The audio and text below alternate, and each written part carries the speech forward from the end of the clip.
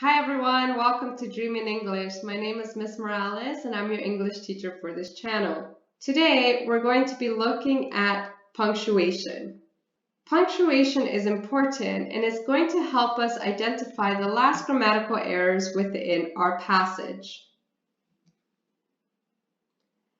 Reading the first sentence, the blue whale is the biggest animal on earth. Some are as long as 100 feet and weighing 300 pounds. As you noticed, as I was reading the sentence, I needed to take a breath in between earth and sun. This helps me identify that most likely I need a comma, a period, or some other punctuation between these two words. Also, is the sentence asking a question? Is there a need for a question mark at the end of the sentence? No. This also allows me to identify that this is a grammatical error in our sentence. So what is punctuation? Punctuation marks are the traffic signals of a language. It can make an enormous difference in the meaning of whatever it is we're writing. When we write a complete thought, it is called a sentence. A sentence must contain a subject and a verb in order to make sense. A simple sentence must also begin with a capital letter and end with a period, question mark, or exclamation mark. As you see, if we're looking back at our first sentence, there needs to be some sort of punctuation in between earth and sun. As well, there should be a period at the end of our sentence and not a question mark.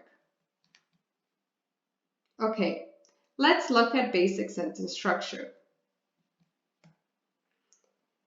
One simple way of remembering basic sentence structure is to remember SVO. S for subject, V for verb, and O for direct object. That is, what is receiving the verb. Not all sentences have objects. However, every sentence must have a subject and a verb. A subject is a person, place, or thing. It could be a noun or pronoun. It could be plural or singular. It often answers the question who, what, where. Who are we talking about? What are we talking about? Where are we talking about? The verb is the action, the doing. What is happening to the subject? When the subject is singular, the verb is singular. When the subject is plural, the verb is plural. They are always in relation to each other.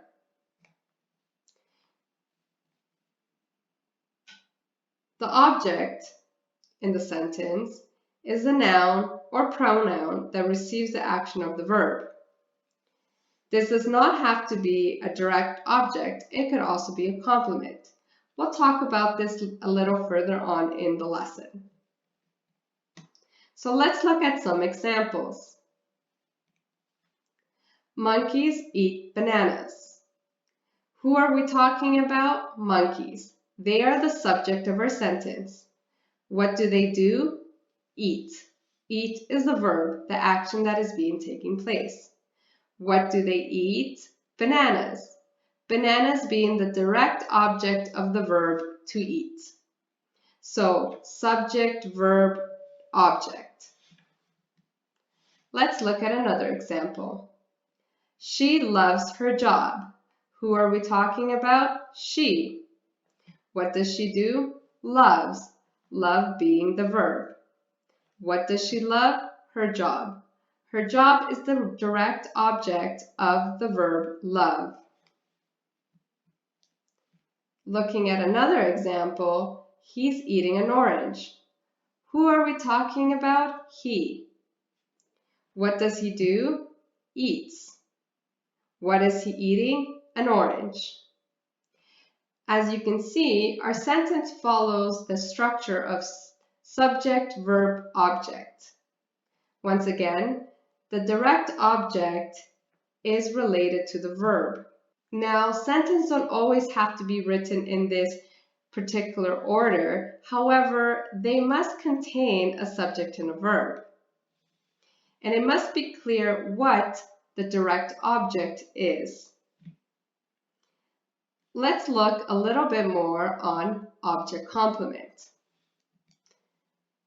When we want to further explain or give more detail as to what we're talking about, we add an object complement. This allows us to clarify any questions or anything that isn't unclear in our sentence.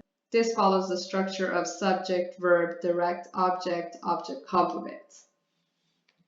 Once again, the object complement is a group of words that completes the object's meaning by renaming or describing it, further giving description or clarification. Let's look at some examples. The dye turned the shirt red. What are we talking about? We're talking about a dye. What does it do? It turns.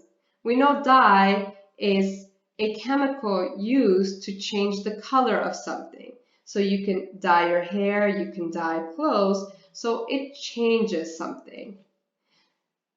What does it change in this particular sentence? The shirt. We could simply say, the dye turned the shirt. This would be correct. However, it would leave us with the question as, what? What did it turn? What color? What happened? So we add the object complement to further clarify our sentence. It turned the shirt red. Red being the further description or object complement. The dye turned the shirt red. The doctor considered the patient's feelings important. Who are we talking about? We're talking about a doctor. What does he do? He considers.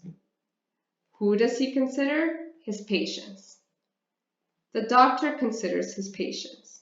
However, to further add to our sentence or to add an object complement, we write, the doctor considered the patient's feelings important. So he considers them important. The object complement is related to the direct object being feelings. So in this sentence, doctor subject considers verb, patient the direct object, feelings important being the object complement. So this is all related to our paragraph and the first sentence of our paragraph. The importance of knowing when to add punctuation and when a complete thought is made. So before we break down our sentence to truly understand why there are actually two complete thoughts within the first sentence, let's talk a little about punctuation. In order for us to let the reader know that we have ended a complete thought, we add either a period, an exclamation mark, or a question mark. Knowing when to use each one is important. We use a period to mark the end of a sentence expressing a statement, command, or request. Most sentences will end in a period. This is because most sentences are statements. They are telling us something. We end a sentence with a question mark to indicate a question. We want to know something. We end a sentence with a question mark to indicate that we want to know further information. This means that we are asking something. We expect to receive a response. We are asking a question. When we're reading a question, it means that we are asking that question to ourselves.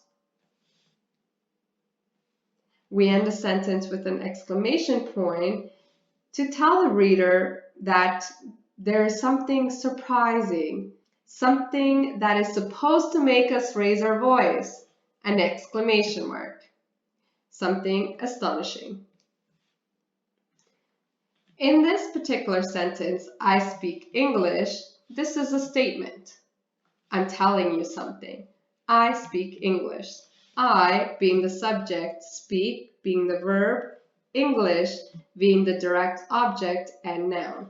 Pick up the mess. This is a command. This is why we have an exclamation point at the end of the sentence. There is no direct object in the sentence. Mess is a noun. Pick up is the verb. We want you to do something. We want you to pick up the mess. There is only a subject and a verb. Do you want to eat pasta or pizza? I want a response. So this is a question. You being the subject of my question, eat being the verb, pasta or pizza being the direct object of to eat. But since I'm asking a question, do you want to eat pasta or pizza? I add a question mark at the end of my sentence. Okay, now let's go back to our sentence in our paragraph. The blue whale is the biggest animal on Earth. Some are as long as 100 feet and weighing 300 pounds. This is not a question. This is a statement. So we change the question mark to a period. Going back into our simple sentence structure, we could break our sentence into two complete thoughts.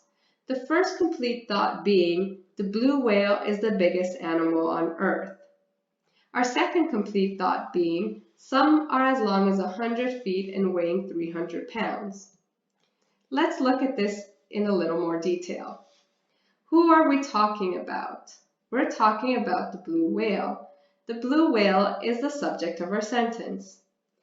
What does the blue whale do? It is. What is it? It is the biggest animal. Now, we could end our sentence there and simply say the blue whale is the biggest animal. However, we're providing further detail by saying on Earth. This is the object complement. The blue whale is the biggest animal on Earth. Looking at the second sentence that we could form, some are as long as 100 feet and weighing 300 pounds. Some being the subject. What do they do? Are. What are they? Long. The blue whales are long. We're adding further description by saying they're 100 feet and weighing 300 pounds. This helps us identify this particular set of words as a sentence. It is one complete thought which answers all of our questions. Some are as long as 100 feet and weighing 300 pounds. Some being the pronoun of the blue whale. Okay guys, this leads us to the end of this lesson, which is about sentence structure and punctuation. We're going to talk about this more in detail in further lessons, as these are very important concepts to know. However, for the purpose of this lesson, I really just want you to remember two things. A period, question mark, or exclamation mark depends on what we are saying. If it's a statement, we want to end our sentence with a period. If we want an answer, it is a question. If we want to make a request or really catch someone's attention, we would use an exclamation mark. Also, when looking at sentence structure, it's important to remember that every sentence has a subject and a verb. Every sentence is a complete thought. Looking at our sentence in our paragraph, we have two complete thoughts in the first sentence. So we end, the blue whale is the biggest animal on Earth with a period. Some are as long as 100 feet and weighing 300 pounds with a period. And we capitalize the S in some since we are starting a new sentence. In our next lesson, we will be talking about capitalization. We started to talk about this when we looked at common and proper nouns. However, we will look at the rules surrounding capitalization in more details. I know I normally leave you with a practice question. However, I really just want you to review the lesson and try to understand the subject, verb, direct object, object complement structure of a sentence, as we will be looking at this in further detail in later lessons. Okay, guys, take care. I'll see you next time.